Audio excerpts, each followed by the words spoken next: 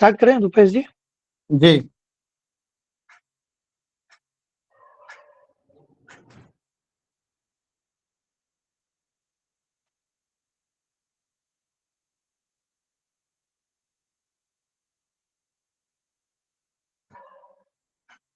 Screen visible है? Yes. Yes sir.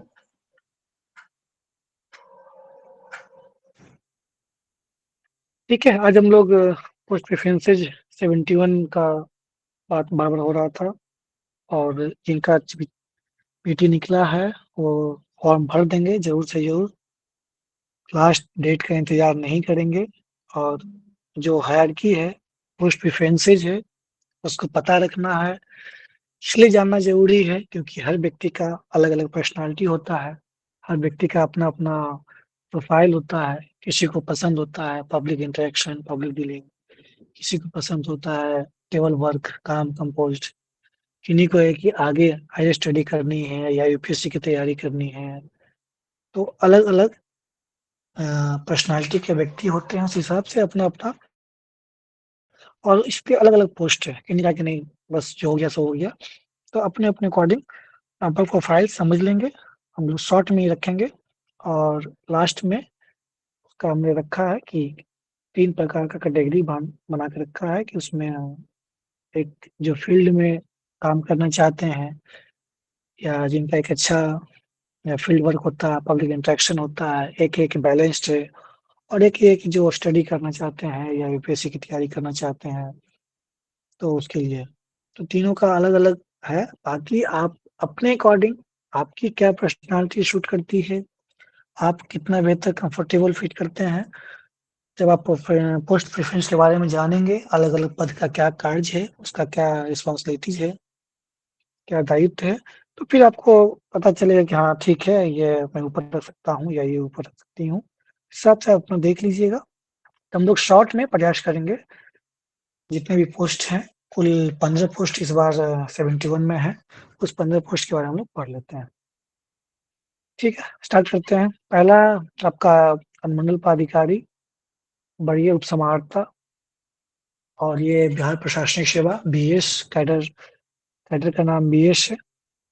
इसमें एक चीज़ ये है कि देखिए, जब हम लोग बीएस का बात करते हैं तो लोग आम तौर पे समझ लेते हैं कि ये एसडीएम है। एसडीएम आप स्टार्टिंग में नहीं बनते हैं, एडीसी बनते हैं।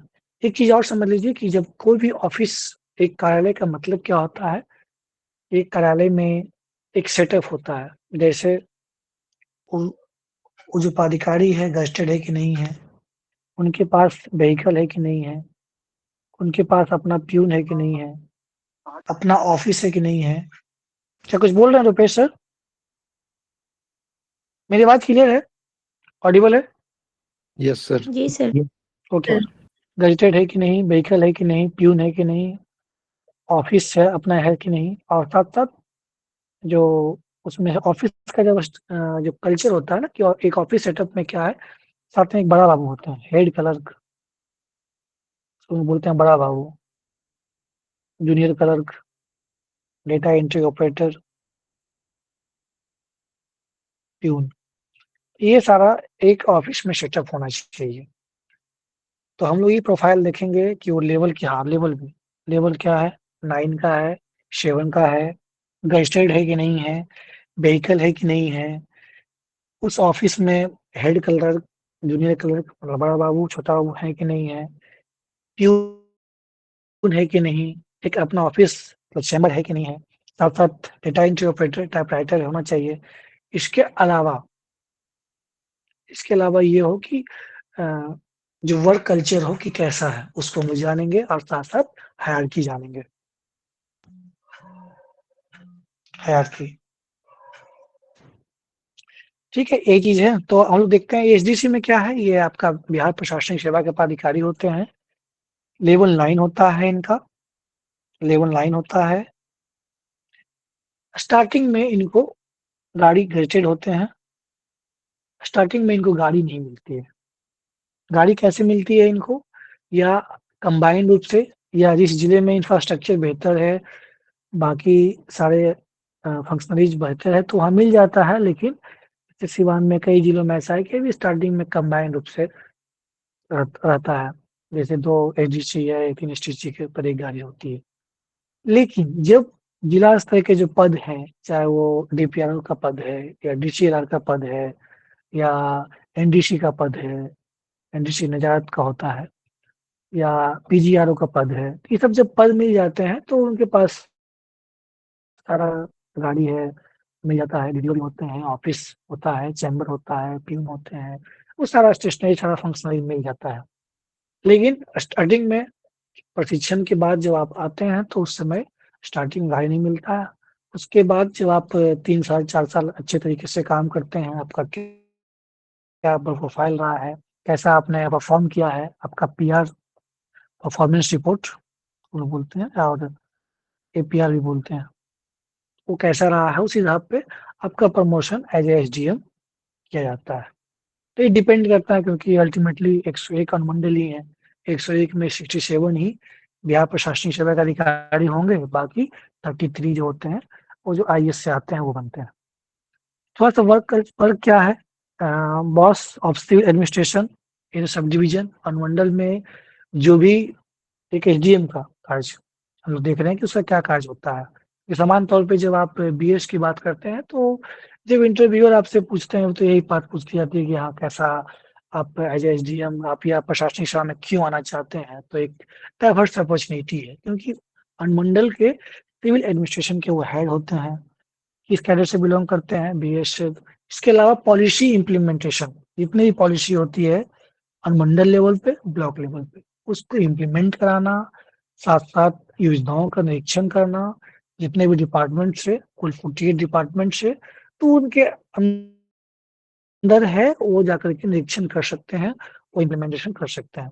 लेकिन डायरेक्टली मेन काम क्या है इनका, एक तो पीडीएस को अच्छे तरीके से संचालन करवाना होता है, नेशनल फूड सिक्योरिटी एक्ट 2011 और आपका कुछ ये लैंड जो डिस्प्यूट होता है, लैंड डिस्प्यूट उसके लिए कोर्ट चलता है, लॉ एंड ऑर्डर संभालना होता है। लॉ एंड ऑर्डर में भी जो आप देखते हैं कि जैसे कि कहीं मेला लगने वाला है तो उसका लाइसेंस एसडीएम ऑफिस से ही मिलता है। किसी तरीके का डिस्प्यूट्स हो गया तो वहाँ पे रजिस्ट्रियल ऑर्डर, प्रिवेंटिव ऑर्डर निकलता है, वो एसडीएम ऑफिस से निकलता है और विभिन्न विभागों का निरीक्षण करते हैं। इसके अलावा कुछ छोटा-मोटा क्राइम हो रहा है, 2 साल का पनिशमेंट भी एसडीएम कोर्ट में दिया जा सकता है क्योंकि ये क्वासी जुडिशियल बॉडी होता है। सेक्शन 144 पहले था कर्फ्यू लगाने का, अब ये सेक्शन 163 है तो उसके माध्यम से लगता है। लाइसेंस देते हैं, फेयर का, जुलूस का, कोई प्रोसेशन होता है, ये सारा काम एज ए एसडीएम करते हैं। जब एक एसडीसी, एक बिहार प्रशासनिक सेवा का अधिकारी जब एसडीएम बनते हैं। स्टार्टिंग में क्या होता है कि वो कुछ-कुछ शाखाएँ हैं जिला में, इतने डिपार्टमेंट्स उतनी शाखाएँ होती है। उस सारी शाखाओं के या तो हेड के रूप में कार्य करते हैं या जो पॉपुलर पोस्ट है लाइक डीपीआरओ, पीजीआरओ, डीसीएलआर, एनडीसी उसके रूप में कार्य करते हैं। ये सब शाखाएँ हैं, निर्यात शाखा है, गोपनीय शाखा है, सामान शाखा है, ये डिस्ट्रिक्ट लेवल पे होता है क्योंकि डीएम अकेले तो उसके सहयोग के लिए बहुत सारी शाखाएँ होती है और शाखा के प्रभारी एक एसडीसी रैंक के पदाधिकारी होते हैं जो बीएस कैडर से आते हैं, यही है। और इसमें क्लियर है? अब इसमें एसडीपीओ देख लेते हैं, एसडीपीओ क्या है? सेम लेवल 9 का ही पद होता है, उसमें भी गज़ेटेड है। डीडीओ होता है क्या कि लेवल 9 गज़ेटेड डीडीओ, डीडीओ क्या होता है? ड्राइंग एंड डिस्पर्सल ऑफिसर, पैसा अपना सैलरी और साथ-साथ अपने स्टाफ्स का सैलरी निकाल सकते हैं, उनका वेतन छुट्टी वगैरह, ये डीडीओ देखते हैं। तो वो जो ऑफिसर होते हैं वो डीडीओ भी होते हैं, लेवल 9 है, गेस्टेड हैं और साथ जो ऑफिस का सेटअप है बड़ा-बड़ा वो पियून वगैरह ये चीज़ें एसडीपी ऑफिस में भी होती है। ये क्या है अनुमंडल लेवल पे। अब इनमें ये भी होता है कि जो डीवाईएसपी जब स्टार्टिंग में जॉइन करते हैं तो एज ए एसडीपीओ नहीं जॉइन करते, एज ए एसडीपीओ पद नहीं मिल जाता। जिस तरीके से इसमें भी एसडीएम का पद नहीं मिलता है उसी प्रकार से एज ए एसडीपीओ तुरंत नहीं मिलता है। आप as a DYSP line police line काम कर सकते हैं, एज ए डीवाईएसपी आपको ट्रैफिक के रूप में काम किया जा सकता है, डीवाईएसपी, एसपी ऑफिस में काम करते हैं या आप साइबर थाना में काम करते हैं, जब कुछ अनुभव हो जाते हैं 2 साल, 3 साल, तब आपको एसडीपीओ बनाया जाता है। एसडीपीओ का मतलब हो गया कि ओवरऑल जो लॉ एंड ऑर्डर है, पुलिस एडमिनिस्ट्रेशन है अनुमंडल लेवल पे, उसकी देख-रेख एसडीपीओ करते हैं। ये बिलॉन्ग क्या करते हैं? बिहार पुलिस सर्विस से करते हैं, लॉ एंड ऑर्डर देखना है, क्राइम्स को रोकना है, प्रिवेंटिव दोनों तरह का क्राइम रोकना है।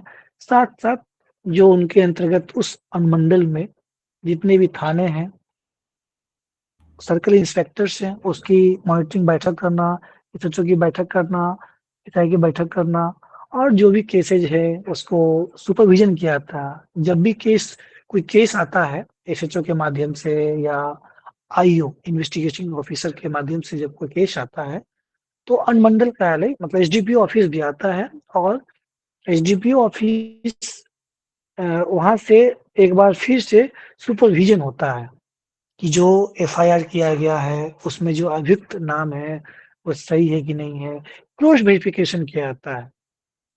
उसके बाद किसी का नाम अगर गलती से पड़ गया है या दबाव में पड़ गया है, तो उसको हटाया भी जाता है। किसी का नाम छूट गया है, तो वो नाम डाला भी जाता है क्योंकि हाई प्रोफाइल अगर हुआ तो फिर दिक्कत हो सकती है।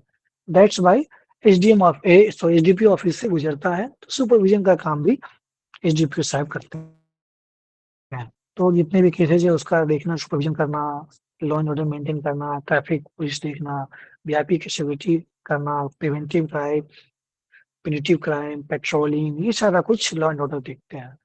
अदरवाइज़ डीवाईएसपी लाइन बनते हैं, तो लाइन में उनका काम क्या होता है कि किनकी ड्यूटी कहाँ लगेगी, जो भी पुलिस ऑफिसर्स हैं या पुलिस कांस्टेबल हैं, उसकी ड्यूटी कहाँ लगेगी, एग्ज़ाम्स में, फेयर्स में, मेला में, जुलूस में, उसकी मॉनिटरिंग करना है। ट्रैफिक में है तो ट्रैफिक का आप जान ही रहे हैं चालान काटना होता है ट्रैफिक व्यवस्था अच्छे से सुदृढ़ रहे, चालान कट जाएगा ये वगैरह-वगैरह।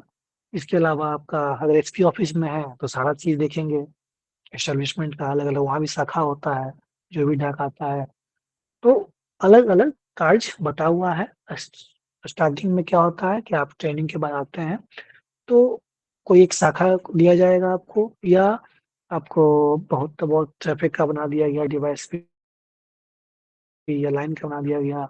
उसके बाद आपको फुल फ्लेज्ड एसडीपीओ आपकी अच्छी परफॉर्मेंस आती है, तब एसडीपीओ बनाया जाता है। तो ये बेसिक है आपका एसडीएम या बीएस बोलिए या एजीसी बोलिए, ऐसे आप बीएस के पदाधिकारी कर सकते हैं, उसके बाद ये आपका एसडीपीओ जो डीवाईएसपी हम जानते हैं। ये दोनों में कोई कन्फ्यूजन है? हम आगे बढ़ेंगे फिर। आपका तीसरा जो महत्वपूर्ण पद है, सब रजिस्ट्रार का है। सब रजिस्ट्रार अपने आप में एक बहुत महत्वपूर्ण पद है।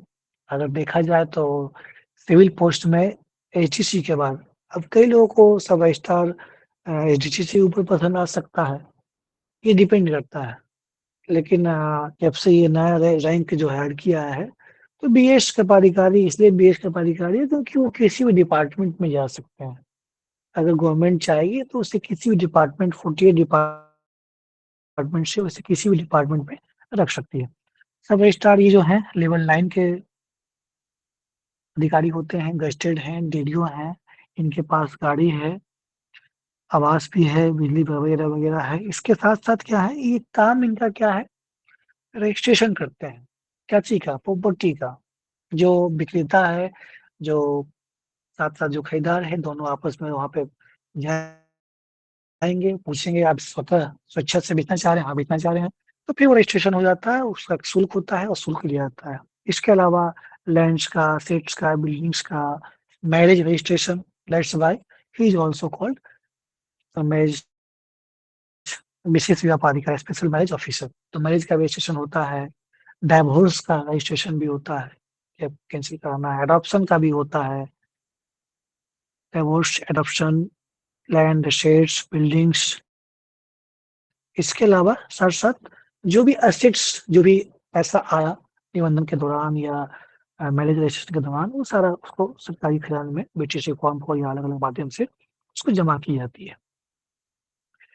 तो ये आपका जो सब रजिस्ट्रार का काम क्या है, एक तरह से निबंधन करना, रेवेन्यू जनरेट करना अलग-अलग सोर्स के माध्यम से। इनका आप हायरार्की देखेंगे तो सब रजिस्ट्रार है, डिस्ट्रिक्ट सब रजिस्ट्रार है। सब रजिस्ट्रार का जो पद होता है ये जिला कैडर का भी होता है, और यहाँ जिले बड़े हैं, अनुमंडल बड़े हैं, तो कुछ अंचल, उसको अंचल नाम दिया गया है कि सब रजिस्ट्रार कार्यालय, अंचल निबंधन कार्यालय। तो वहाँ पे भी होता है कि एक अनुमंडल में अगर 10 ब्लॉक से ज़्यादा है तो वहाँ पे भी जिला में भी रहेंगे, साथ-साथ ब्लॉक लेवल पे भी 1-2 रजिस्ट्री ऑफिस बनाया जाता है और होता भी है, वहाँ पे सब रजिस्ट्रार बैठते हैं। सब रजिस्ट्रार है, उसके बाद डिस्ट्रिक्ट सब रजिस्ट्रार है, डिस्ट्रिक्ट रजिस्ट्रार है, इंस्पेक्टर रजिस्ट्रेशन ऑफिस है, ये सारा आपका हायरार्की है। मेन अभी वर्क प्रोफाइल जान लीजिए ये क्या है, ताकि आपको सहूलियत होगा कि हम किस पर्सनैलिटी के आते हैं और हमें कैसा वर्क करना पसंद है। ये आपका सब रजिस्ट्रार का है। ये देखिए असिस्टेंट, ये एआरसीएस इसको बोलते हैं, असिस्टेंट रजिस्ट्रार कोऑपरेटिव सोसाइटी।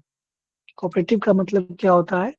सहकारिता। तो ये जो है आपका एआरसीएस का काम क्या है? एक तो नंबर लेवल 9 का पद है, गज़ेटेड है, डीडीओ भी है, साथ-साथ गाड़ी भी है। इसका क्या कार्य है?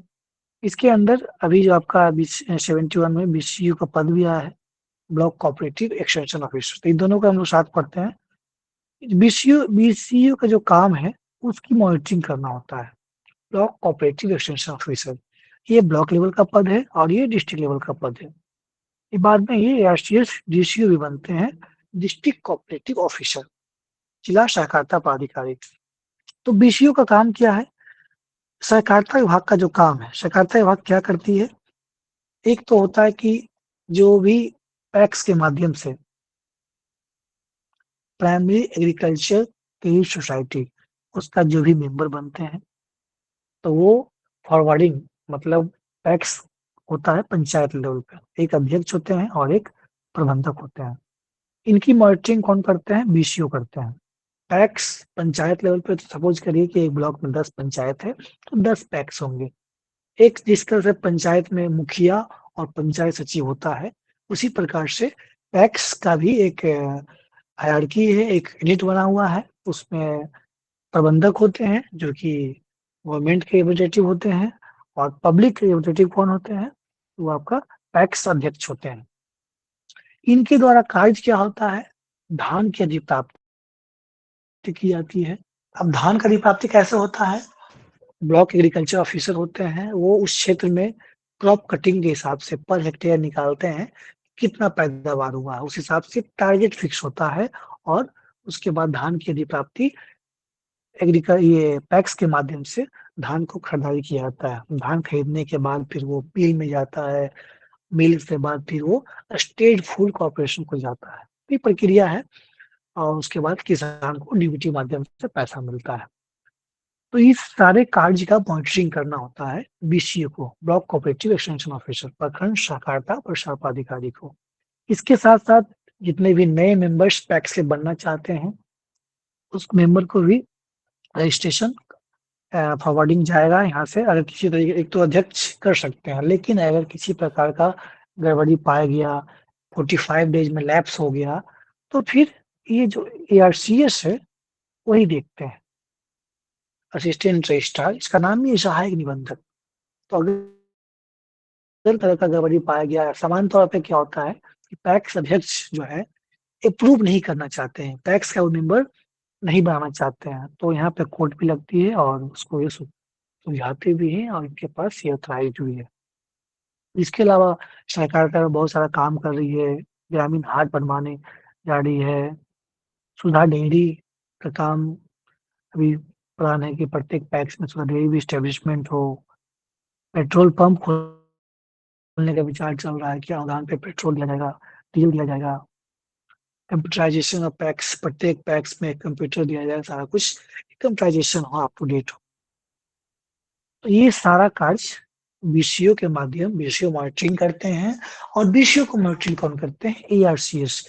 एआरसीएस की मॉनिटरिंग डीसीओ, जिला लेवल पे दोनों ही कैडर है, लेकिन सैलरी कौन देते हैं? एआरसीएस ही देते हैं। तो एआरसीएस, इसके अलावा डिस्ट्रिक्ट कोऑपरेटिव बैंक्स होता है, उसके भी एमडी होते हैं। अगर डीसीओ जहाँ अवेलेबल नहीं रहेंगे, तो फिर एआरसीएस ही देखते हैं सारा कार्य। तो समझ लीजिए कि जितने भी सहकारिता विभाग का जो भी कार्य है, धान आदि प्राप्ति से लेकर के पेट्रोल पंप, ग्रामीण हाट, राइस मिल्स, सारा कार्य ये देखते हैं और साथ-साथ पैक्स का नया मेंबर बनाना, पैक्स का इलेक्शन होना, पैक्स का अध्यक्ष होते हैं, उसमें मेंबर होते हैं, एक क्रियान्वयन समिति होती है, बाकायदा उस तरीके से काम करती है, इम्प्लीमेंटेशन कमिटी होती है। ये आपका एआरसीएस और BCO, block cooperative extension officer. लेकिन जब बीसीओ का हम लोग बात करते हैं, तो बीसीओ का जो पद है वो लेवल 7 का पद है, नॉन गेज़ेटेड पद है, इसके पास गाड़ी नहीं है। साथ-साथ ऑफ़िस में सिर्फ़ एक ही ऑपरेटर है, तो थोड़ा-सा क्रंचेज़ है, अभी रिसेंटली 71 से ही ऐड किया गया है।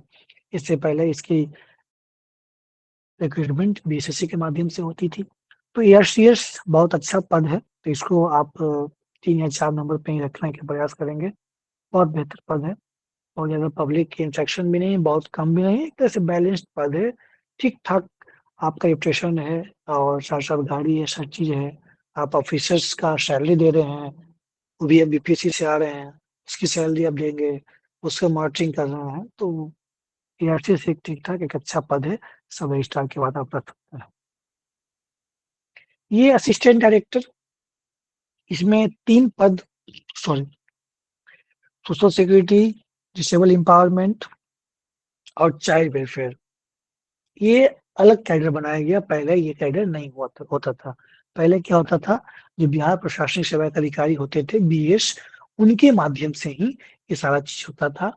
वही उन्हीं को प्रभार दिया जाता था और वही देखते थे। सोशल सिक्योरिटी सेल, अब देखिए पहला है सोशल सिक्योरिटी सेल, उसमें क्या है, कौन-कौन सा स्कीम है, पारिवारिक लाभ योजना है, कबीर अंत्योदय है, लक्ष्मी पेंशन है, विधवा पेंशन है, आपका दिव्यांग दिव्यांग के लिए अलग से बना ही दिया गया है। तो जो हम लोग 6 तरह का पेंशन है, इसके अलावा सीएम पारिवारिक लाभ योजना, कबीर अंत्योदय योजना और भी जो सोशल सिक्योरिटी स्कीम हो सकता है, वो सारा इनकी मॉनिटरिंग करना। ये लेवल 9 के होते हैं, गेजेटेड होते हैं, डीडीओ होते हैं, साथ-साथ इनके पास गाड़ी भी अवेलेबल है। तीनों के पास गाड़ी अवेलेबल है। ये एक अच्छी बात है और सबसे अच्छी बात इसमें ये है कि आपको फील्ड में आप जाइए, आपको मन है तो, अदरवाइज़ आप एक तरह से मॉनिटरिंग ऑफिसर हैं। आप ब्लॉक लेवल पे बीडीओ होते हैं, सीओ होते हैं या जो कंसर्न डिपार्टमेंट्स होंगे, उनके माध्यम से रिपोर्ट ली जाती है। तो एक तरह से रिपोर्टिंग, मॉनिटरिंग करने का काम है और फील्ड पे मन किया तो जाते हैं, अदरवाइज़ पब्लिक इंटरेक्शन बहुत ज़्यादा नहीं है और हर चीज़ है, लेवल 9 है, ग्रेडेड रेडियो हो, तो एक बैलेंस पद है। ना ज़्यादा ना कम और आप स्टडी भी अच्छी तरीके से आप समय मिलेगा, 10 से 5 के तो बाद ही समय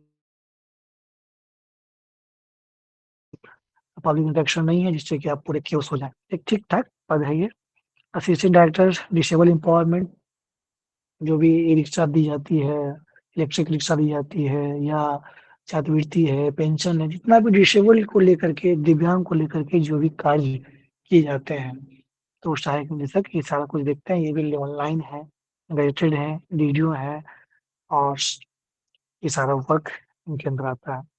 असिस्टेंट डायरेक्टर बाल संरक्षण, चाइल्ड प्रोटेक्शन, इसमें एक लेवल जिला लेवल पे ही चाइल्ड वेलफेयर कमेटी होती है। किशोर न्याय परिषद का गठन कराना, जब कोई चाइल्ड का रेस्क्यू होता है, जैसे कि लेवल एनफोर्समेंट के माध्यम से या एलिश के माध्यम से, लेवल सुपरिटेंडेंट, श्रम अधीक्षक के माध्यम से, जब रेस्क्यू होता है बच्चे का, रेस्क्यू होने के बाद इनकी भी ज़िम्मेवारी होती है, ADCP assistant director child protection का ऐसे हम लोग एडीसीपी बोलते हैं। इनकी भी ज़िम्मेवारी होती है, वो भी टीम में होते हैं, किशोर न्याय परिषद में जो चाइल्ड वेलफेयर कमिटी होती है, सीडब्ल्यूसी, जो चाइल्ड रेस्क्यू किया जाता है, तो सीडब्ल्यूसी भेजने में भी कमिटी गठन होता है, बाकायदा उसकी प्रक्रिया होती है।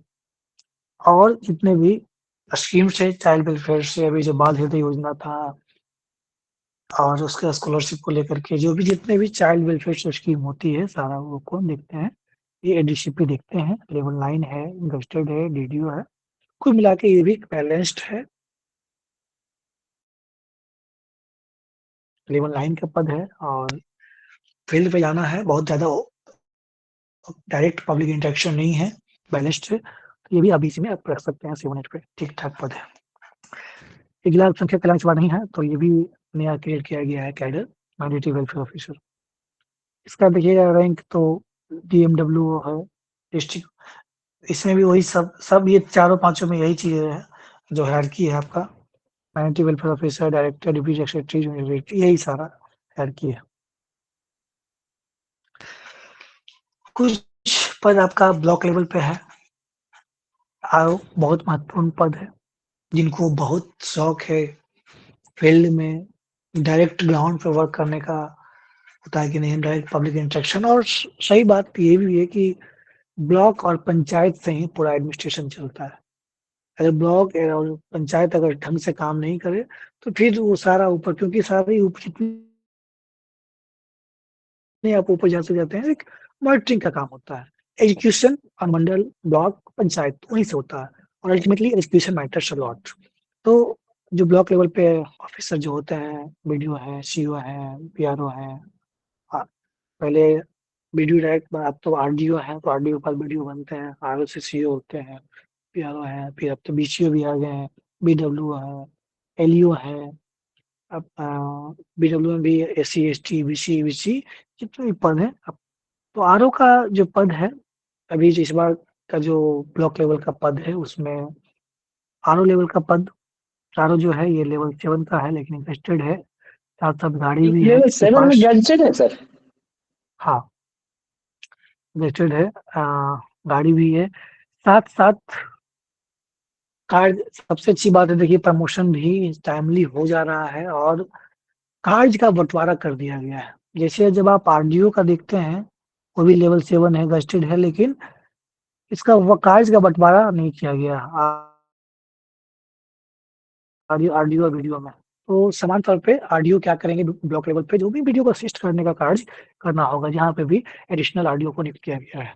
लेकिन आरओ में सबसे बेनिफिट अच्छी बात है कि अगर सपोज करिए कि उस क्षेत्र में 10 पंचायत हैं, तो 10 पंचायत में बाँट दिया गया है कि 6 पंचायत सीईओ के पास या ओड इवन कर दिया गया है, कि इवन वाला सीईओ के पास रहेगा और ओड वाला आरओ के पास रहेगा। पंचायत तक बाँट दिया है कि उस पंचायत से संबंधित जो भी म्यूटेशन होगा, परिमार्जन होगा, जमाबंदी का रद्दीकरण करना होगा, की मापी कराना होगा, या वार्षिक पर्चा, जो भी जितने भी तरह के कार्य हो सकते हैं, सारा कार्य आप देख पा रहे होंगे, यहाँ पे लिखा है परिमार्जन, दाखिल खारिज, जमीन की मापी कराना, पंजी टू अपडेट कराना, राजस्व महाअभियान, सर्वे, बसेरा अभियान, कास्ट इनकम रेसिडेंस तो आरओ को ही बनाना है। इसमें कास्ट इनकम रेसिडेंस ये फुल फ्लेज्ड आरओ को ही दिया गया, उसका ही नंबर लगता है। लैंड सर्वे, तो जितने भी राजस्व विभाग के कार्य होते हैं, राजस्व महाअभियान ये भी लिख लीजिए, सर्वे लिख लीजिए, तो जितने भी कार्य होते हैं वो आरओ के माध्यम से होता है, संबंधित पंचायत, संबंधित औजार, संबंधित हल्का, तो बांट दिया गया है। और ये अच्छी बात है कि गाड़ी भी है, गस्टेड है, अपना एक ऑफिस सेटअप है। हाँ, सैलरी इनका सीईओ ही देते हैं, स्टेब्लिशमेंट्स का ये कि छुट्टी वगैरह होता है, क्योंकि वो बड़े पदाधिकारी हैं अंचल में, दैट्स व्हाई उनकी छुट्टी और उनका सैलरी सीईओ देते हैं। अदरवाइज बाकी कार्य का बंटवारा कर दिया गया, तो ठीक पद है। और प्रमोशन भी अगर 4 साल, 3 साल, 4 साल में आपको लेवल 9 तो नहीं दिया जाएगा। अगर खाली होगा, अच्छा वर्क होगा, तो आपको फिर अंचलाधिकारी के रूप में भी पोस्टिंग की जा सकती है। पद हायरार्की क्या है, सीईओ है, एग्जीक्यूटिव मजिस्ट्रेट है, डीसीएलआर, एडीएम है, तो सीईओ बनते हैं, सीईओ के साथ-साथ एग्जीक्यूटिव मजिस्ट्रेट भी बनते हैं। अगर जहाँ अंचल खाली नहीं है, अंचलाधिकारी का पद, तो आप एग्जीक्यूटिव मजिस्ट्रेट बना जाएगा अनुमंडल में। डीसीएलआर भी बनते हैं, deputy collector of land reforms, और लास्ट में एडीएम। जल्दी ज्वाइन किए हैं, 22 साल, 23 साल की उम्र में ज्वाइन कर लिए हैं, तो आप एडीएम, यहाँ तक एडीएम भी, एडीएम तो बन ही जाएँगे लास्ट 3 इयर्स, 5 इयर्स में। आरडीओ का इस बार तो है नहीं, तो फिर भी हम देख लेते हैं, वही काम है जो वीडियो का कार्य है, उसका असिस्ट करना है, इशारा है, इलेक्शन का देखना है, सेंसस है, आपदा है, एसबीएम का काम होता है, स्वच्छ भारत मिशन का, ये भी लेवल 7 का है, गस्टेड है, लेकिन इसके पास गाड़ी एज ए वीडियो मिला है, डायरेक्ट नहीं दिया गया है। हाँ, उसमें कार्य का जैसे कुछ कार्य हो तो वीडियो का गाड़ी यूज करना होगा, लेकिन अलग से जिस तरह से आरओ का कार्य का बंटवारा है, उस तरह से नहीं है। बाकी सारा जितने भी कार्य होते हैं इलेक्शन, सेंसस, आपदा, जो मूल काम इनका है प्रधानमंत्री आवास योजना, स्वच्छ भारत मिशन, भैया स्वच्छ भारत बिहार अभियान, इसके अलावा इलेक्शन है, सबसे ये सब कार्य देखना होता है। बीपीआरओ पहले बीपीआरओ का जो रिक्रूटमेंट ओबीसी के माध्यम से ही होता था। 2021 64 से ही बीपीएससी में शामिल किया गया। ये लेवल 7 का पद है। अभी ये नॉन गेस्टेड है, गाड़ी है। और वर्क प्रोफाइल क्या है इसका? जो ग्राम पंचायत लेवल पे पंचायत जो मुखिया होते हैं और पंचायत सचिव, जितनी भी योजनाएं चलती है ग्राम पंचायत लेवल पे, चाहे वो नली गली है, छठ घाट है, चबूतरा है, पेवर ब्लॉक है, लाइब्रेरी है, जो भी ग्राम पंचायत लेवल पे कार्य होता है उसका इंस्पेक्शन करना है, मॉनिटरिंग करना है। इसके अलावा वो जितने स्टाफ्स होते हैं, कार्यपालक सहायक है, पंचायत सचिव है, लेखापाल है, उसका एब्सेंटी वगैरह उसके मॉनिटरिंग अथॉरिटी होते हैं। इसके अलावा अन्य जो काम होते हैं इलेक्शन, लॉ एंड ऑर्डर, और समान रेगुलर तौर पे जो ग्राम कचहरी का संचालन करना है तो उसमें सरपंच के साथ बैठक होगा, ग्राम कचहरी सचिव होते हैं, न्याय मित्र होते हैं। रिसोर्सेज बहुत है अभी, क्योंकि अब जब हम लोग पढ़ते हैं कि ये पंचायती राज संस्था तो 29 विषय है, लेकिन अभी डिवोल्यूशन की जो बात होती है, लोग रैंक भी देखे थे, एक बार रैंक भी निकला था, तभी 18 नंबर पे बिहार है। और डिवोल्यूशन अभी पावर का उतने अच्छे तरीके से नहीं किया गया है। दैट्स वाई अभी भी बैलेंस्ड बहुत ज़्यादा नहीं है, मतलब फुल फ्लेज आपको ऑटोनॉमस नहीं दिया गया है, इसलिए बीपीआरओ का भी पावर बहुत ज़्यादा एक्सट्रीम नहीं किया गया है। तो इसका कार्य अभी यही मॉनिटरिंग करना है पंचायत समिति लेवल पे। प्रमुख जो एग्जीक्यूटिव ऑफिसर हैं वो बीडीओ होते हैं और एडिशनल एग्जीक्यूटिव बीपीआरओ को बनाया गया है, पहले फुल फ्लेज थे। तो उसमें क्या है कि साथ में मिल करके पंचायत समिति लेवल पे, ब्लॉक लेवल पे, हम लोग जानते हैं कि ग्राम पंचायत लेवल पे ग्राम पंचायत होता है, ब्लॉक लेवल पे पंचायत समिति होता है, और जिला लेवल पे जिला परिषद होता है। Local bodies, urban local bodies और रूरल लोकल बॉडीज। तो पंचायत समिति और ग्राम पंचायत, ये दोनों कार्य पंचायत समिति लेवल पे कार्य करना है, करवाना है, मॉनिटरिंग करना है, साथ साथ ग्राम पंचायत लेवल पे भी जो भी गाइडलाइन से विभाग का जो भी कार्य, जैसे पंचायत से का भवन अभी बन रहा है, विवाह मंडप बन रहा है, तो ये सारा कार्य देखना है, करवाना है, गाइडलाइंस को फॉलो करवाना है। खर्च जो भी अनुदान आ रहा है, कैसे ग्रांट अधिक से अधिक आए, कैसे रेवेन्यू जनरेट हो वगैरह। बाकी तो जो लॉ एंड ऑर्डर का काम है, डिसिप्लिन है, सेंसस है, वो सब तो देखना है ही। प्रमोशन यही है, बीपीआरओ है, उसके बाद लेक्चर है, डीपीआरओ है, तब डीपीआरओ है। तो ये आपका हो गया, बीपीआरओ का हो गया, आरओ का हो गया। अभी इसको हम लोग देख लेते हैं। Block SC ST welfare. हाँ, ये देखिए वेलफेयर का जब हम लोग बात करते हैं तो वेलफेयर में आपका एक तो बीसी होता है, एक एससी एसटी होता है, एक माइनॉरिटी होता है। तो एससी एसटी वेलफेयर में ही विकास मित्र आते हैं।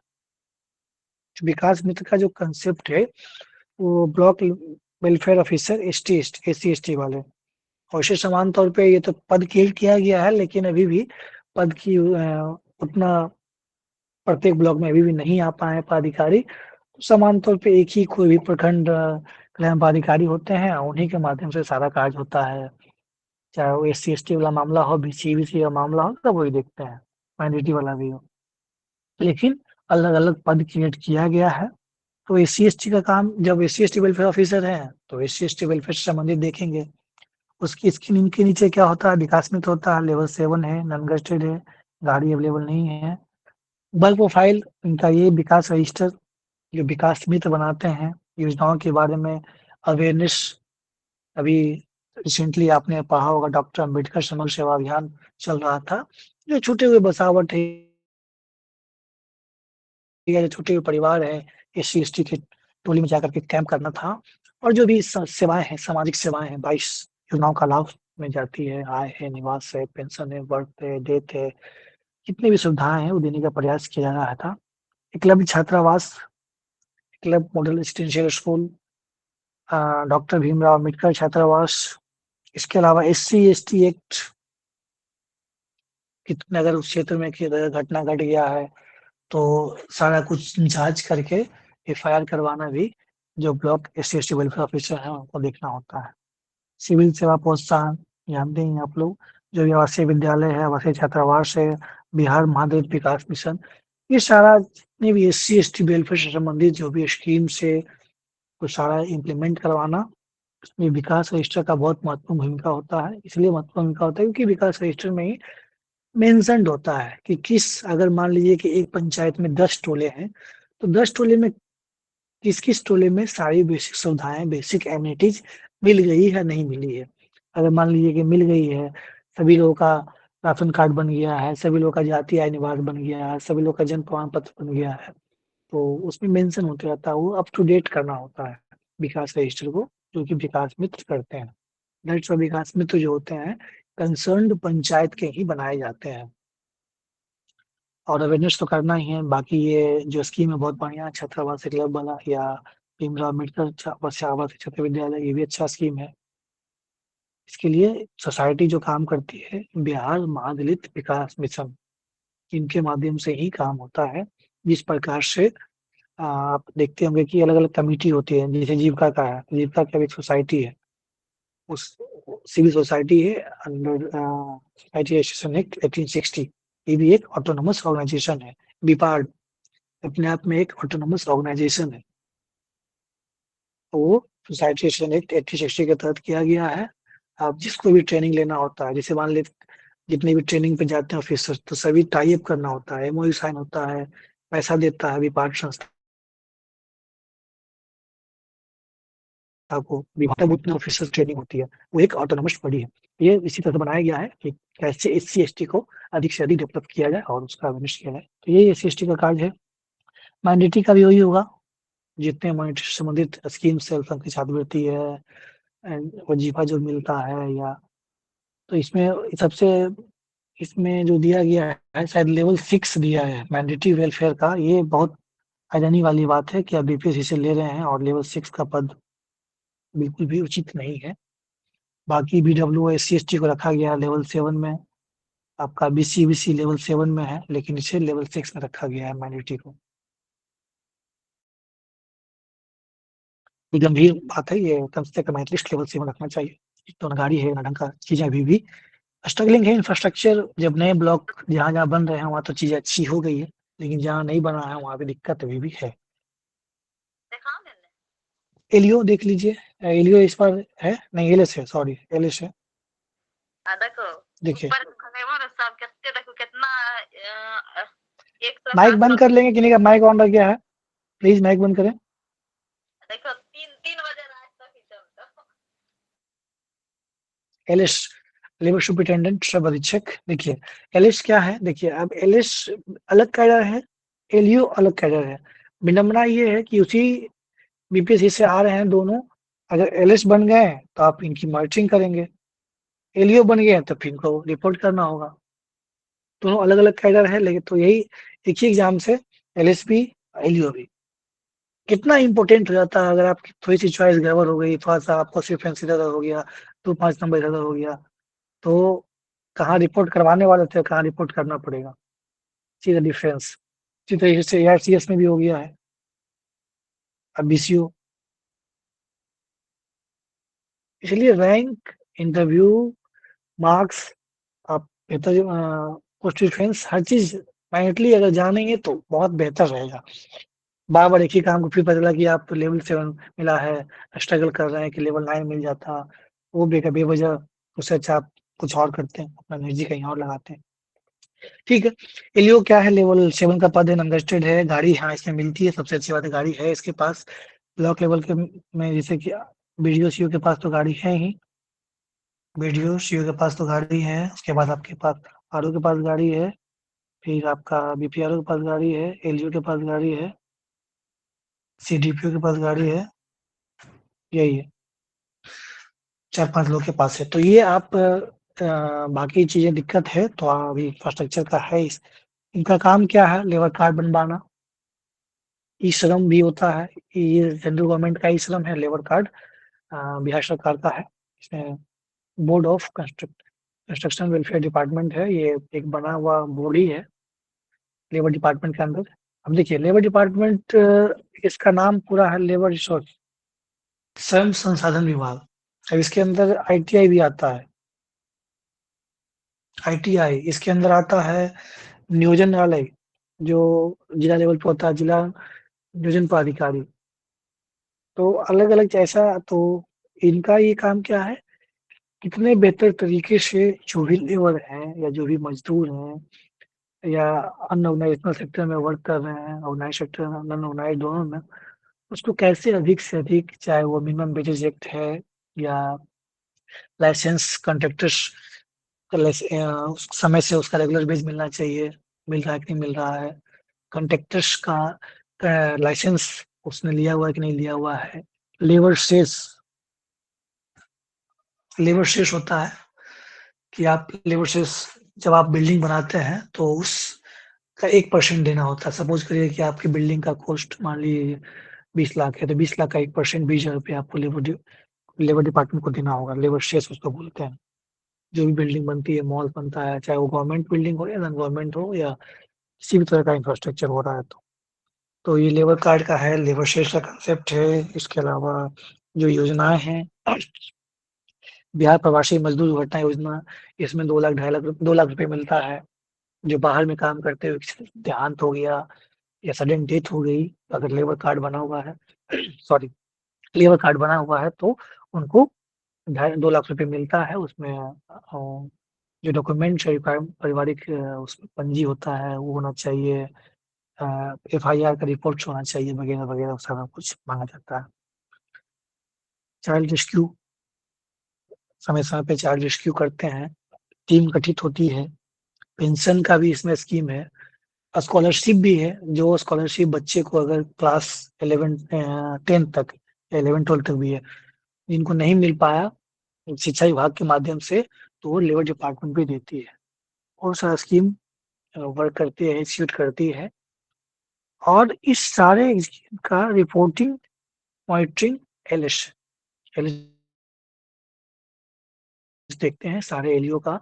उसका छुट्टी हो देते हैं, उसका गाड़ी का पेमेंट वहीं से होता है, एलिस के माध्यम से ही होता है। साथ साथ जो भी एस्टेब्लिशमेंट वहीं पे है तो सैलरी का वहीं है। बाकी एलिस का कोर्ट भी चलता है, लेबर सुपरिटेंडेंट का कोर्ट भी चलता है। इसी तरह का मामला फंस गया है, किसी लेबर को नहीं मिला है पैसा, तो वहाँ पे शिकायत कर सकते हैं। एलिस के ऊपर एएलसी होते हैं, असिस्टेंट लेबर कमिश्नर, सहायक हमारे डिप्टी लेबर कमिश्नर होते हैं, फिर लेबर कमिश्नर होते हैं। तो एएलएस एएलसी सब पे कोर्ट भी चलता है। अब अगर मान लीजिए कि एलएस नहीं सुन रहा है, तो आप एलएस पे या एएलसी के पास भी शिकायत कर सकते हैं। इवन जो गवर्नमेंट एम्प्लॉय हैं, गवर्नमेंट ऑफिसर्स हैं, अगर उनकी भी सैलरी समय से नहीं मिल रही है, वो भी कंप्लेन कर सकते हैं और उनकी सुनवाई होगी और कंसर्न डिपार्टमेंट को जवाब देना होगा। तो डिपार्टमेंट अच्छा है, लेकिन अभी उतने इस तरह से इंफ्रास्ट्रक्चर हैंड्स नहीं दिए गए हैं। अभी कंसेप्ट चल रहा है कि लेबर मित्र देने का कंसेप्ट चल रहा है। इस तरह का हो जाता है तो बेहतर हो जाएगा। अभी इवॉल्विंग पद है। कोई पद छूट रहा है?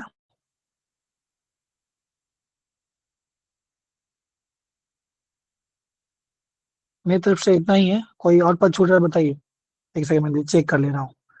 देखिए हम लोग इस पे बात कर लिया, मंडल पदाधिकारी, कृषि परीक्षक, वार्ड निबंधक, सह परीक्षक हो गया। हाँ, ये छूट रहा है एक पदाधिकारी। एक पदाधिकारी क्या है, ये लेवल 9 का पद है, रजिस्टर्ड है, गाड़ी भी मिलती है। आवाज आ रही है मेरी? हाँ बिल्कुल। हाँ, ओके ओके। लेवल 9 है, रजिस्टर्ड है, गाड़ी है। इसके अलावा आपका अभी जो शुगर मिल खुलने का बात हो रहा है, शुगर मिल खुलने वाला है, तो उसमें पहले से 9 थे, तो उसका फिर से रिज्यूमेट करना है। और अभी फिर नेक्स्ट कितने खुलने हैं, 25 शायद लोग खुलने वाले हैं, तो उसका देखना है। अभी इथेनॉल का बात चल रहा था, मोलेसेस से इथेनॉल प्रोड्यूस करना। तो ठीक ठाक काम इनका भी है, लेकिन बहुत ज्यादा पब्लिक इंटरेक्शन नहीं है डायरेक्ट। एफआरपी जो होता है, तो ये सारा काम जहाँ गन्ने का डेवलपमेंट कैसे अधिक हो सकता है, गन्ना उद्योग विभाग भी अलग से है, तो इसके लिए सारी रिपोर्टिंग करते हैं। लेवल 9 का पद है, बीच में बैलेंस है, बहुत ज्यादा बहुत कम, बीच में रख सकते हैं। इस पे हम लोग बात कर ही लिए हैं, सहायक निबंधक पे बात हो गया। हाँ, ये देख लीजिए, सब divisional SDWO, sub divisional welfare officer, BC EBC, ये भी लेवल 7 का पद है, गजेटेड है, बट गाड़ी नहीं है, और ये मंडल पर होते हैं। इसके जो सैलरी एसडीएम के माध्यम से मिलता है, और एक तरह से समझ लीजिए कि जो ब्लॉक लेवल पे जो ब्लॉक ब्लॉक वेलफेयर ऑफिसर है, उसका रिपोर्टिंग, उसकी मॉनिटरिंग करना वो एसडीडब्ल्यू करते हैं। उसके ऊपर जिले में डिस्ट्रिक्ट वेलफेयर ऑफिसर होते हैं। बहुत ज़्यादा जो भी कार्य होगा बीसी से, चाहे स्कॉलरशिप से संबंधित है, छात्रावास से संबंधित है, या जो एग्जाम्स कोचिंग चलता है, सिविल सेवा वाला, सारा ये सब मॉनिटरिंग करना होता है। हर्ष अधिकारी हम लोग बात कर लिए हैं, बीपीआरओ बात कर ही लिए हैं, बीसीओ बात कर लिए हैं, एससी वाला बात कर ही लिए हैं, अल्पसंख्यक बात कर गया। ये हम लोग देख लेते हैं एक बार लास्ट रैंक किसको कहाँ रखा जाए। देखिए, ये आपका फील्ड और हमने लिखा है कि जिसको पसंद है कि हम आपको आगे पढ़ाई लिखाई नहीं करना है, हमको अच्छे से जॉब करना है, और खूब पब्लिक इंटरेक्शन, पब्लिक डीलिंग, और जितना बेहतर हो सके अपॉर्चुनिटी मिले उसको हम अच्छे से एग्जीक्यूट करके दें। तो आप सबसे ऊपर रखिए बीएसपी। मैं इसलिए कह रहा हूँ कि आपको एक लार्जर अपॉर्चुनिटी मिलता है। कई लोगों को पसंद नहीं है कि स्टार्टिंग में बहुत स्ट्रगल है, स्टार्टिंग में स्ट्रगल है, लेकिन फिर अभी रिसेंटली एक लेटर आया, उसमें आपका लेवल 9 से लेवल 5 ईयर्स, मात्र 5 ईयर्स। सबसे अच्छी बात है कि आप पटना में रह सकते हैं एज ओएसडी बन करके, विभाग में सेक्रेटरी का वगैरह वगैरह। बाकी तो एडीएम फील्ड में रहेंगे तो एडीएम बनेंगे 5 साल बाद, या स्टार्टिंग में आपका ठीक-ठाक रहा तो आप डीसीएलआर बन जाते हैं, डीपीआरओ बन जाते हैं, पीजीआरओ बन जाते हैं, तो वो भी बैड नहीं है, बहुत अच्छा है। तो इसलिए मैं हमेशा तीनों में एक ही रखा हूँ, एक एक पे रखा हूँ। इस पे किन्हीं को पसंद नहीं होगा कि हाँ, स्कूल में गाड़ी का थोड़ा-सा ये ऐसा चीज़ें स्मूथ हो जाती है 1 डेढ़ साल, 2 साल में। तो ये बहुत अच्छा है, इसलिए इसको ऊपर में रखेंगे। केवाईएसपी का ऐसा तो यही है, स्टार्टिंग में आपको लाइन डीएसपी बन सकते हैं, टाइपी डीएसपी बन सकते हैं, तभी आपका एसडीपीओ बनाया जाता है। लेकिन ये भी हाँ, इसमें लेकिन हेक्टिक है, जो पढ़ना चाह रहे हैं, इसलिए मैंने साइड में रखा है कि जिनको स्टडी करना है, तो स्टडी करना है तो थोड़ा-सा इनको हेक्टिक, इनको आप नीचे रख सकते हैं। अदरवाइज़ सर प्रमोशन किसमें फास्ट है? डीवाईएसपी में प्रमोशन फास्ट है ना? देखिए, प्रमोशन विभाग और गवर्नमेंट अब बहुत ही हर एक डिपार्टमेंट्स का किया है अभी प्रमोशन, और दोनों का अच्छा हो गया है। अभी फिर भी कंपैरेटिवली देखिएगा तो रिकॉर्ड डीवाईएसपी का ज़्यादा अच्छा रहा है अभी तक। लेकिन इस बार सभी लोग का प्रमोशन हुआ है, तो प्रमोशन अब अच्छा हो गया है। 5 साल, 7 साल में आप, जैसे हमारे डीवाईएसपी है, 10 साल में आप एसपी बन जाएँगे। अगर बेहतर रहा, कहीं का छवि नहीं, उस तरह का नहीं रहा, छवि अच्छी रही, 10 12 साल, 15 साल, मैक्सिमम 15 साल आप आईपीएस कैडर के बन जा रहे हैं, तो ये अच्छी बात है। और 25 साल में जॉइन किया, 40 साल में एसपी बन गया, बीपीएससी के माध्यम से, तो not a not a bad deal. ठीक है, तो तीनों देख रहे थे फिर। हाँ, सब रजिस्ट्रार बैलेंस्ड पद है, बहुत इंटरेक्शन भी नहीं, कम भी नहीं, और फैमिली टाइम दे सकते हैं। बस क्योंकि देखिए, जब आप जॉब में आते हैं अभी लगता है कि नौकरी, फिर जब आप जॉब में आएँगे तो आपको फैमिली टाइम भी उतना ही महत्वपूर्ण है, पीस भी उतना ही महत्वपूर्ण है। होनी चाहिए लेकिन उतना भी नहीं चाहिए। ये फैमिली पीस तो हर व्यक्ति का अपनी पर्सनैलिटी है, उस हिसाब से आप देखेंगे। जो हमने ये बैलेंस बनाने का प्रयास किया है, इसको आप कर सकते हैं, बाकी ये देख लीजिए। तो सब रजिस्ट्रार का भी पद है। सब रजिस्ट्रार के बाद मैंने एआरसीएस रखा है। एआरसीएस इसलिए रखा है कि एआरसीएस जो पद है, ये आपका उसी बीपीएससी से बीसीओ भी आ रहा है, उसी बेसिस से आप एआरसीएस भी आ रहे हैं, और जिला में आपके पास गज़ेटेड है, डीडीओ हैं, लेवल 9 है। उसके साथ-साथ जितने भी आपके कोऑपरेटिव ऑफिसर ऑफिसर्स के मॉनिटरिंग कर रहे हैं, उसकी सैलरी दे रहे हैं, उसका आपका स्थापना आपके पास है, उसकी छुट्टी की, तो एक अच्छा पद है। आप कोऑपरेटिव डिपार्टमेंट को अच्छे से ग्रो कर सकते हैं। कोऑपरेटिव जो बैंक्स होते हैं जिला लेवल पे, उसके एमडी भी होते हैं, अगर वहाँ डीसीओ अगर नहीं हुआ तो डीसीओ भी आप बनते हैं, डिस्ट्रिक्ट कोऑपरेटिव ऑफिसर।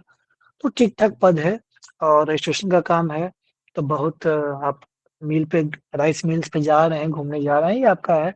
अदरवाइज आप बीसीओ से काम, तो ये मिला जुला के एक अच्छा पद है और बहुत लोड भी नहीं, कम भी लोड भी नहीं है, बैलेंस्ड है।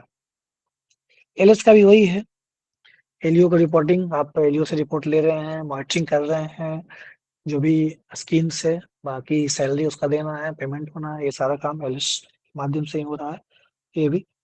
लेकिन एआरसीएस में ऊपर इसलिए रखा है क्योंकि एआरसीएस का ज़्यादा वाइड है और ये ज़्यादा, इसका प्रमोशनल भी अच्छा है और आगे भी आप, ये कोऑपरेटिव डिपार्टमेंट जो है राइजिंग डिपार्टमेंट है, इसलिए that's why ministry of cooperative भी बनाया गया। तो इसमें एक बहुत ज़्यादा स्कोप है, वाइड अपॉर्चुनिटी मिलेगी काम करने का भी और हर तरीके से आप एक्सप्लोर भी करेंगे, तो एआरसीएस को ऊपर रखेंगे। शुगर केन भी उभरता हुआ है, अभी जिस तरह शुगर मिल का बात हो रहा है, तो जिनको बैलेंस रखना है कि नहीं या जिनको पढ़ाई करना है तो शुगर केन नीचे रख दीजिए। अब इसमें ये तीनों जो पद है आपका, बीच का पद है, आपको बहुत ज़्यादा लोड नहीं होगा। अब तो ऐसा हो गया कि हर डिपार्टमेंट में लोड्स रहता ही है, फिर भी ये नहीं है कि आप इतना परेशान हो गए। जैसे अब ब्लॉक लेवल का जो पद होता है, उसमें आपको डायरेक्ट ग्राउंड पे बात करना होता है, चाहे जनप्रतिनिधि से हो, आम जनता से, तो थोड़ी-सी हेक्टिक ज़्यादा होती है कंपैरेटिवली। क्योंकि होता है ना कि आप सबसे आप नीचे वाले को हैंडल कर रहे हैं, तो उसको समझाना-बुझाना, क्योंकि बहुत सारे गाइडलाइंस पता नहीं है। आप ऑफिसर्स को समझा रहे हैं, थोड़ा-सा एक समझदार व्यक्ति को समझा रहे हैं, तो थोड़ा-सा ज़्यादा आसान हो जाता है। तो डायरेक्ट इंटरेक्शन नहीं है पब्लिक से, रिपोर्टिंग एक तरह से ब्लॉक लेवल के ऑफिसर से रिपोर्टिंग लेते हैं, तो ये भी ठीक है, आप बीच में रखेंगे, लेवल 9 है, गज़ेटेड है, गाड़ी है, दैट्स व्हाई इसको बीच में रखेंगे। अब देखिए यहाँ पे मैं एक रखा हूँ कि आप स्टडी करना चाहते हैं, तो बीपीआरओ को मैं वहाँ ऊपर रखा हूँ, जबकि यहाँ पे मैं बैलेंस्ड में या यहाँ पे, क्योंकि फील्ड वाला है, आपको मज़ा आना, काम करने में मज़ा करना है, इसलिए मैंने इसको नीचे रखा है।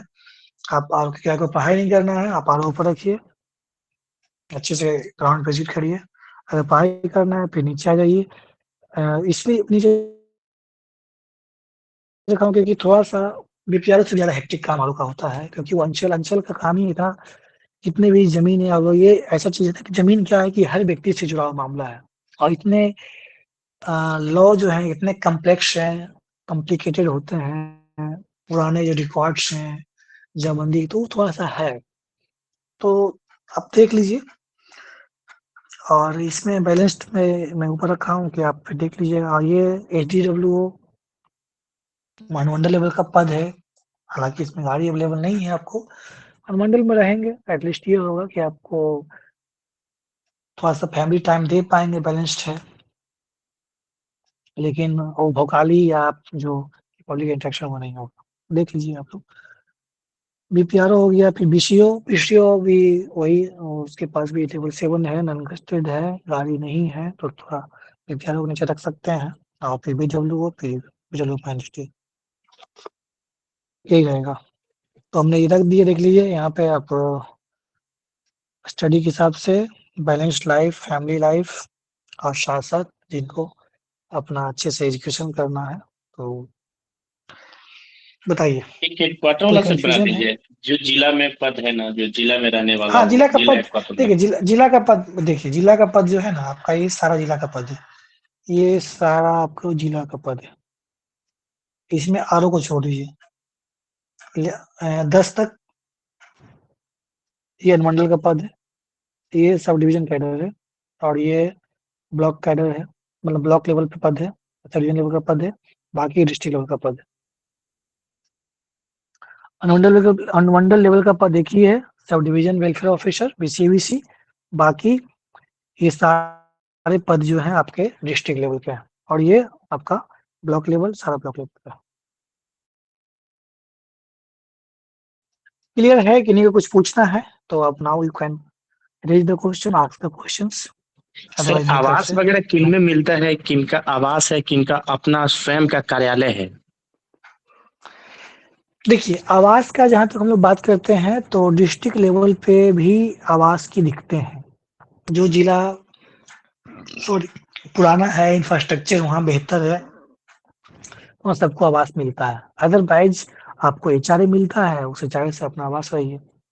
कई ब्लॉक में भी है जहाँ पे नया बिल्डिंग बन गया है, वहाँ तो हर एक ऑफिसर के लिए आवाज़ से, कई ऐसे हैं जहाँ पे वीडियो सीओ के लिए भी आवाज़ नहीं है।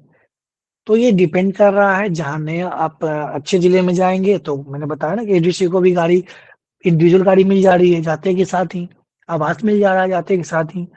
कई जिले हैं जहाँ इंफ्रास्ट्रक्चर नहीं है तो ना गाड़ी मिल रही है, ना आवास मिल रहा है, कंबाइंड गाड़ी मिल रही है, आवास भी आप अपना अरेंज कीजिए और उसके बदले एचआरए मिलेगा। तो ठीक है, वो डिपेंड करता है इंफ्रास्ट्रक्चर पे। बाकी जैसे कि एसडीएम आप मान लीजिए आप डीपीआरओ बन गए, डीसीओ बन गए तो आपको मिलेगा आवास। कि वैसे में ही आप एसडीपीओ बन गए तो आवास मिलेगा। सब रजिस्ट्रार है, इनके पास भी आवास जिला के डिपेंड करता है।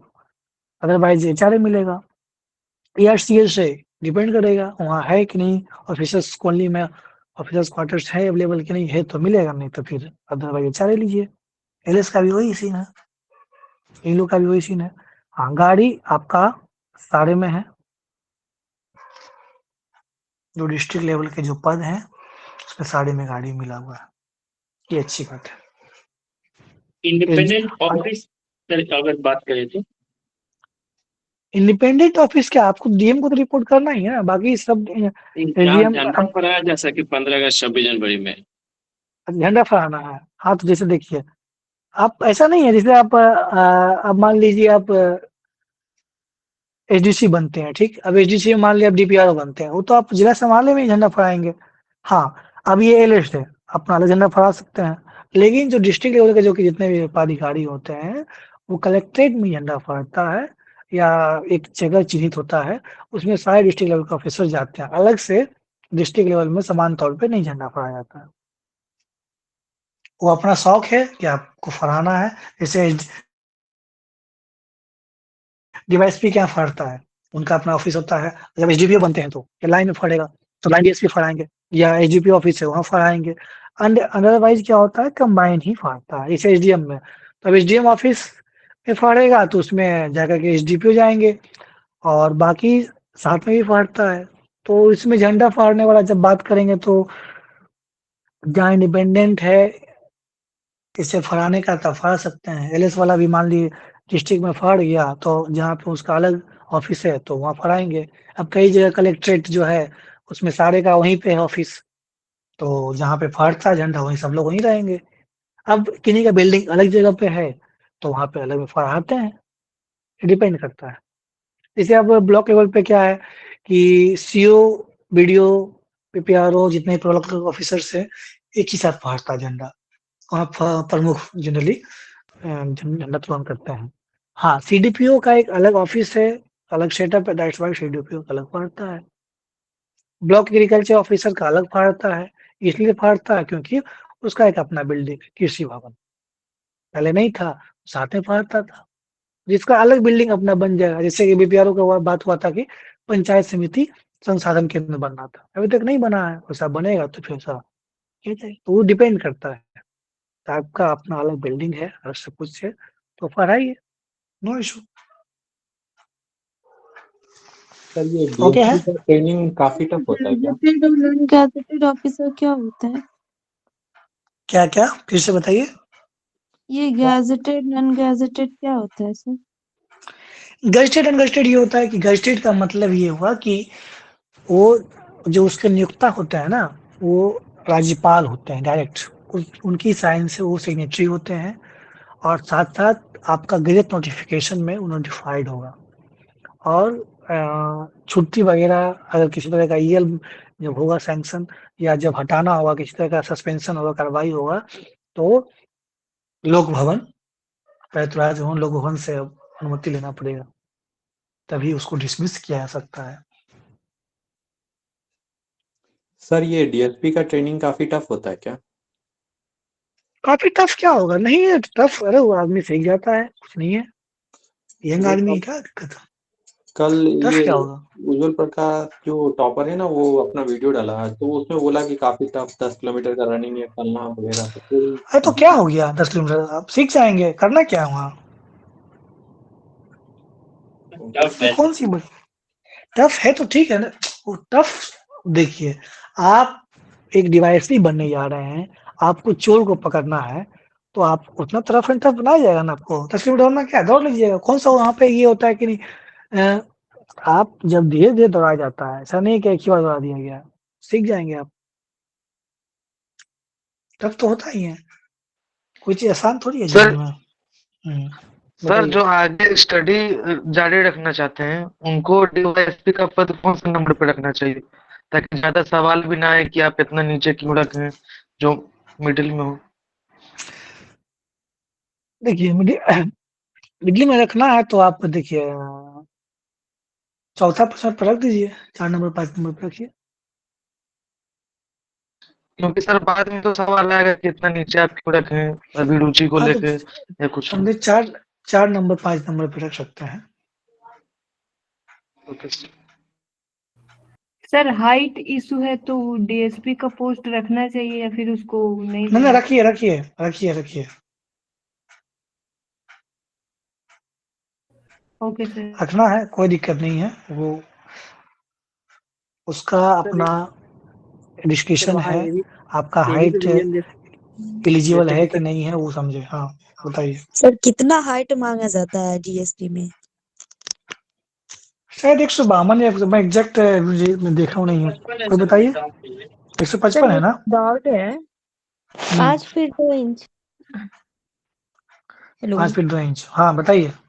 सर, एक डाउट है, जैसा कि मैं 69 बीपीएससी दिए हूँ, इंटरव्यू में सर्टिफिकेट में उस समय मेरा ग्रेजुएशन हो चुका था, एमएससी नहीं हुआ था, अभी मेरा एमएससी फाइनल हो गया है, तो हाँ, क्या उस समय एमएससी से भी क्वेश्चन उठ सकता है?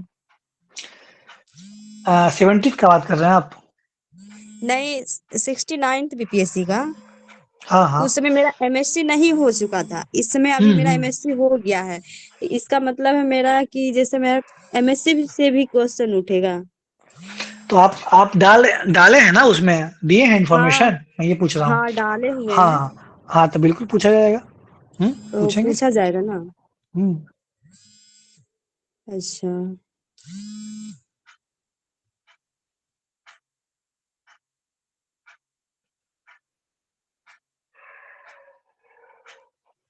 Thank you sir. बताइए, नहीं और कोई प्रश्न है? नहीं सर, यही डाउट था हमको कि इसे, ओके। हम्म। इसीलिए फिर फाइनल कर लिए। ठीक है। रजिस्ट्रार को सर फर्स्ट प्रेफरेंस डालने पे तो क्वेश्चन कुछ उल्टा उठा देगा ये लोग। क्वेश्चन उठा जाएगा। देखिए, अगर आप ऑलरेडी एम्प्लॉयड हैं तो you can take a risk, नहीं तो अदरवाइज मैं सर, कहूंगा कि सेफ साइड के लिए। जिस समय इंट्रोडक्शन बट देंगे ये उस समय मतलब अगर हम रिस्की है नहीं ना। बताए तो? नहीं बताएं तो फिर ठीक है, कोई बात नहीं, बट वो पूछेंगे तो फिर ये हो जाएगा ना। देखिए, मैं और ये अगर, कहूंगा कि अगर आप अनएम्प्लॉयड, मेरा पर्सनल सजेशन ये होगा, अगर आप अनएम्प्लॉयड हैं then you should not take a risk. अगर आप ऑलरेडी एम्प्लॉयड हैं तो आप रखिए। उसका जवाब यही है। देखिए, उसका जवाब ये है कि फाइनेंशियल मैनेजमेंट और रेवेन्यू की बात होती है। तो अगर बेहतर तरीके से रेवेन्यू मैनेजमेंट हो, फाइनेंशियल मैनेजमेंट हो, या जो प्रॉपर्टी का जो एसेट मैनेजमेंट हो, या डाइवोर्स एडॉप्शन का सिस्टम बेहतर तरीके से हो, तो क्राइम रेट कमेगा, सरकार का रेवेन्यू बढ़ेगा। ऐसा नहीं है, बहुत सारा लॉजिक है, बट यस डिपेंड करता है ना कि उनका मूड क्या है, वो किस नहीं sir, mind hello set sir. से है ना, किस माइंड सेट। तो हम लोग क्यों रिस्क लें? जो ऑलरेडी एम्प्लॉयड है वो रिस्क ले। बताइए। यस सर, अच्छा अगर हम अदरवाइज बताएंगे तो सीएम सर का उससे स्टूडेंट क्वेश्चन हेलो उठ सर। सकता है, अगर नहीं बताए तो क्वेश्चन नहीं उठेगा, यही है ना सर? हाँ, तो मान ली वो तो पूछ लिए, तो कोई ना कोई अगर 4 मेंबर में कोई अगर पूछ लिए फिर तो यस सर। बताइए। चलिए, ओके, और पूछिए हेलो सर। कुछ। सर जैसे डीवाईएसपी जो है, सर जो हाँ, डीवाईएसपी जो है जैसे उसमें तो मुझे जाना ही नहीं है सर, तो मैं यदि मान लीजिए कि उसको मैं लास्ट प्रेफरेंस डाल देता हूँ, तो यदि वो क्वेश्चन करते हैं तो मैं ये तो बोल सकता हूँ ना कि सर मैं मेडिकली अनफिट हूँ, ऐसा मैं हूँ नहीं। इतना झूठ चलिए सकता है ना सर। तो मेडिकली अनफिट है तो आपसे पूछा जाएगा किस चीज में मेडिकली अनफिट है, ये आप देख लीजिएगा। कैसा बताइए ताकि वो उससे फिर क्वेश्चन रही नहीं हो। जैसे कि कलर ब्लाइंडनेस है तो उसमें दिक्कत है थोड़ा, तो उसमें लेवल 1 2 देख लीजिए आप। ऐसा बोलना है कि वेलकम, अदरवाइज उसमें ये बात जो यूनिवर्सल जवाब होता है कि कोई ना कोई ऑप्शन तो देना ही था, दैट्स वाई सर। या मुझे पुलिस सर्विस में शुरू से ही इंटरेस्ट नहीं रहा, मैं चाहता हूँ प्रशासनिक सेवा आने के लिए ताकि एक वाइड अपॉर्चुनिटी मिले, इस तरह का आप भी बात कर सकते हैं। अच्छा सर, सिर्फ एसडीएम से अगर नीचे करे तो उतना तो चलेगा ना, क्योंकि डीवाईएसपी तो बहुत लोग का टॉप चॉइस होता नहीं है।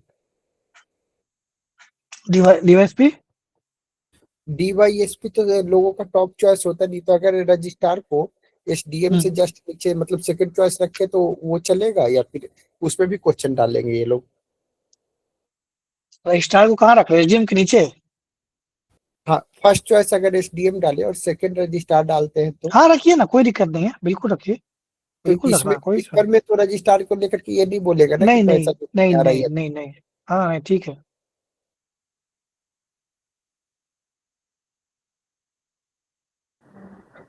Any more questions?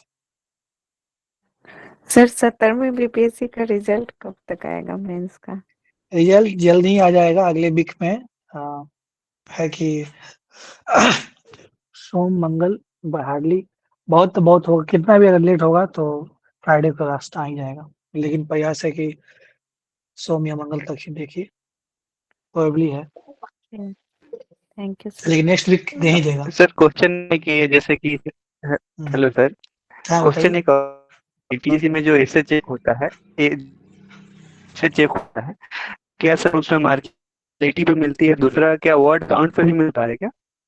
नहीं, वर्ड काउंट पे नहीं, बीपीएससी क्या एसे का कर रहे हैं, एसे का मार्किंग कर रहे हैं या डीआई का कर हाँ रहे हैं? सर, नहीं ऐसे का मैं बोल रहा हूँ सर। हाँ अच्छा अच्छा, हाँ तो एसे का देखिए मार्किंग, देखिए एक तो पहला नंबर यहाँ थोड़ा सा है, अभी भी वेग है, नॉर्मलाइजेशन चीजें नहीं होती है, तो डिपेंड करता है जो एग्जामिनर है कैसे चेक कर रहे हैं, किस पे डिपेंड करता है। दूसरा, अगर आपका डेटा फैक्ट्स वगैरह है, बाकी अगर आप नीचे लिख दिए थे, क्या नहीं लिखे थे? अगर लिखते तो अच्छी बात है, जैसे कि नंबर ऑफ वर्ड्स सर लिख दिए तो और सर अच्छा चीज है, मैंने नहीं लिखे कोई बात नहीं। ऐसे मैंने काफी अच्छा से लिखा है, लेकिन मैंने सब ऐसे को 600 वर्ड में लिखा है, क्योंकि मुझे टाइम कंस्ट्रेंट पड़ रहा था। अच्छा कोई बात नहीं है, लेकिन जो एटलीस्ट 700-800 में था ना कम से कम, ठीक है, कोई सी दिक्कत नहीं है। तो सा एग्जामिनर पे यहाँ डिपेंड करता है, क्योंकि जैसे नॉलेशन वाला बात यहाँ पे नहीं होता है, यूपीएससी में होता है, ये थोड़ा सा है सर कि मैंने टूल्स जैसे है। प्रीवियस ईयर कुछ पेपर देखे थे, तो जिस हम्म। बहुत सारे स्टूडेंट ने 500 से 400 में वर्ड लिखा हुआ था, लेकिन वो लोग अच्छे मार्क्स पाए थे, जैसे कि 180 लास्ट ईयर का 170। तो थोड़ा सा ये इम्पार्शलिटी की गई थी हिंदी इंग्लिश को लेकर के, अदरवाइज टोटली डिपेंड करता है एग्जामिनर पे, ये सब अब मत सोचना है, अच्छे होपफुल रहिए, be hopeful, be optimistic, trust to the god, बाकी अपना मेन इंटरव्यू का तैयारी कीजिए, सब कट में ऑफ खुश कितनी जा रहिए। सकती है सर? कट ऑफ वही 430-40, तो सर इस हार्डली बार तो मैक्सिमम। डिफरेंस कैटेगरी में डिफरेंस भी ज्यादा हो सकता है ना, कैटेगरी चार सौ वाइज? बीस से 440, हम बहुत मैक्सिमम टू मैक्स 440 तक जाना चाहिए। ओके सर, तो जैसे कि यूआर का कट ऑफ घट रहा है, जैसे नंबर बढ़ी है, हम्म सीटें बढ़ी है सर, तो यूआर के हम्म। कट ऑफ में बाकी कैटेगरी के कट ऑफ में गैप भी बढ़ेगा क्या? हाँ गए बढ़ता है, बिल्कुल बढ़ता है, क्या?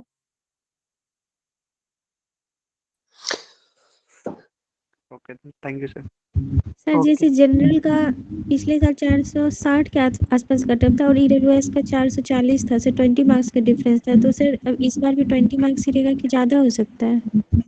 नहीं, वही 4-5 नंबर बढ़ सकता है, मतलब जैसे 440 था तो क्या 435 भी हो सकता है, कोई बड़ा चीज नहीं है।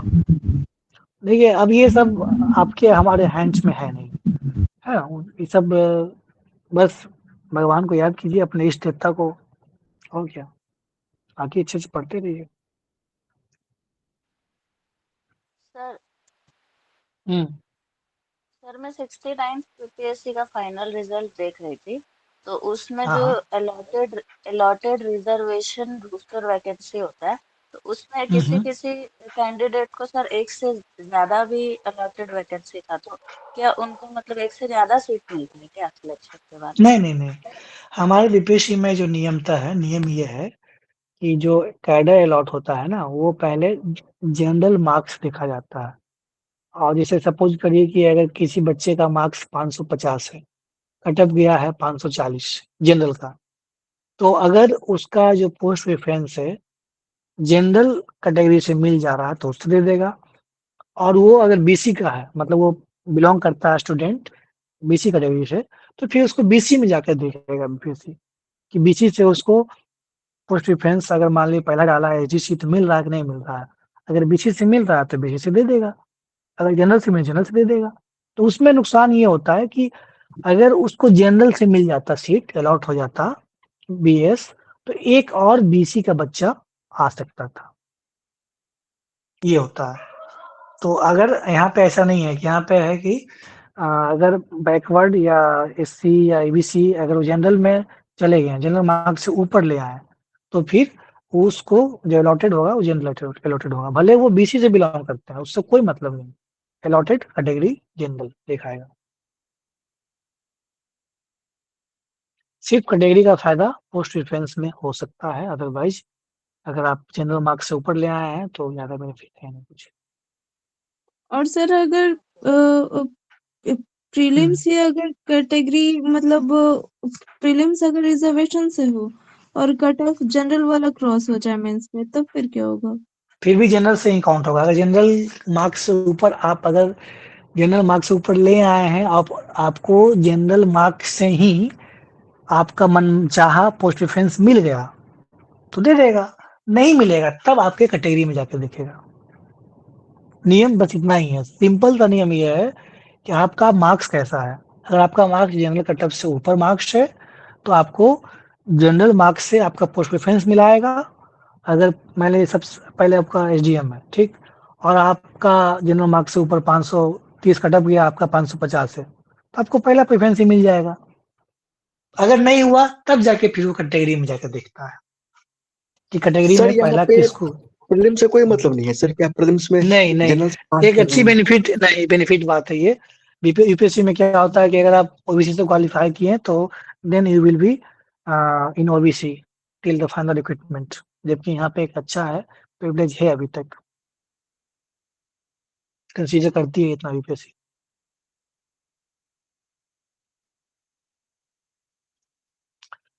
ठीक है फिर, और और सर कोई क्वेश्चन? हाँ बताइए। हाँ सर, सर ये पूछना